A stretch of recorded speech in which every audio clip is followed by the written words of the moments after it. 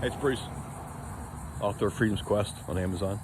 I'm standing here at the entrance to the Merritt Island Wildlife Refuge Visitor Center, which they're going to build a new one shortly here.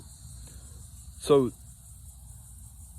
on my Lost History tour, it's I find it fascinating.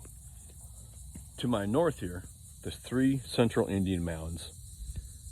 And these Indian mounds when I say central, it's a short walk to the Indian River, to Mosquito Lagoon, or south to Fudge Cove, which is the Indian Creek, and also at Happy Creek, which is the burial mound.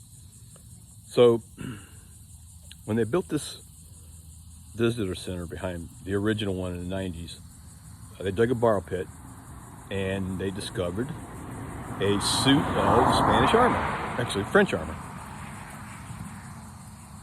Not what you think medieval armor. It was a type of mail and metal that they would have wore at the time when the French and the Spanish were crossing the peninsula and murdering each other. But when I heard that, I was like, why in the middle of nowhere was that armor? Until finally you pull up the old World War II photographs, or even Google Maps, you can see that the 3 mounds, which also pioneers settled on them, and there was quite a bit of silver and found on these mounds, and stuff that was from shipwreck items. These 3 mounds, they're central, and one of the trails that heads to the Indian River goes right by where I'm standing, and actually went where that lake is right now, the borrow pit, just cut right through it. And you can still follow those trails because they're high. A lot of this area on the north end is swamp, and these trails would have been dry for the last couple thousand years, so they were perfect routes, and you can still mark them. So doesn't really explain why that armor was there, but it does explain that this exact spot was a high traffic area passing between the habitation mounds to my left and the Indian River towards the end of the space shuttle runway.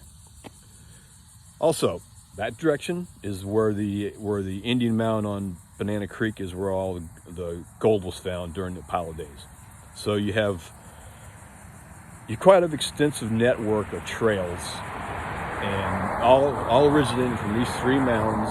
And so the big question is going to be, when they bulldoze this property for the new visitor center, what are they going to find? Are they going to shut the job down like they did Windover when they started finding more, I wouldn't say armor, but they're going to European items.